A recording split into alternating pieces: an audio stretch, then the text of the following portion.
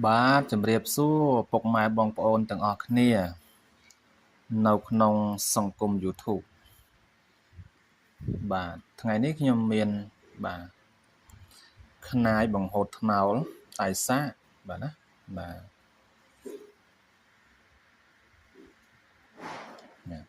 តែមិនស្នាមស្រាំសរសៃសក់អញ្ចឹងនេះបាទដល់ត្រឹមហ្នឹងបាទ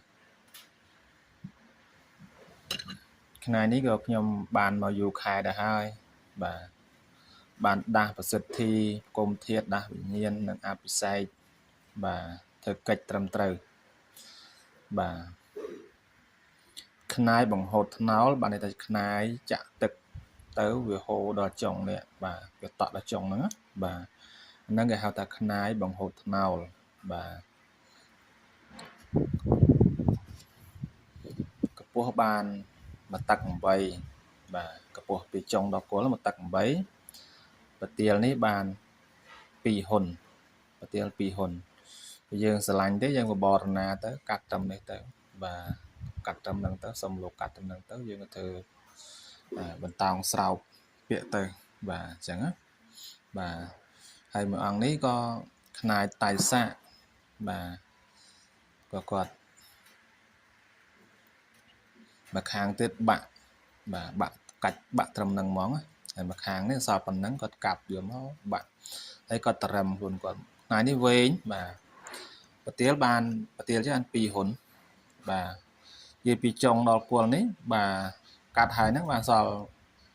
13ហ៊ុនមួយបាទ13ហ៊ុនមួយគឺវែងបាទវែងតែម្ដងនេះយើងមើលនេះដល់ហ្នឹង13ហ៊ុនមួយបាទគឺវែងណាបាទអាហ្នឹងកាត់គល់ត្រឹមគល់ស្ដើងចោលណាបាទថ្ងៃនេះពាក្យមួយដល់មួយតែម្ដងសាច់ស្អាតបាទស្អាតដូចទឹកដោះគោអញ្ចឹងចាស់ខ្នាយនេះបាទតែស្នាមកបិតតបន្តិចបាទសុទ្ធស៊ីនបាទបោះពិតចឹងហើយមិនសូវរៀបរាប់អីច្រើនទេខ្នាយបុរាណក៏ប្រើតែខាងការពារសឹកសង្គ្រាមអាវុធយុទ្ធភ័ណ្ឌដាក់ផ្ទះដាក់តាមខ្លួនដាក់តាមផ្ទះឲ្យសំណុកសុខសប្បាយចឹងទៅបាទខ្នាយបាទអ្នកក៏ស្គាល់ច្រើនដែរឥឡូវចរាចរណ៍ពេញផ្ទៃប្រទេសទៅហើយបាទណាបាទបណ្ឌិតវត្ថុស័ក្តិសិទ្ធិបាទយើងបានដាស់ប្រសិទ្ធិដោយលោកដីដោយគ្រូក្តី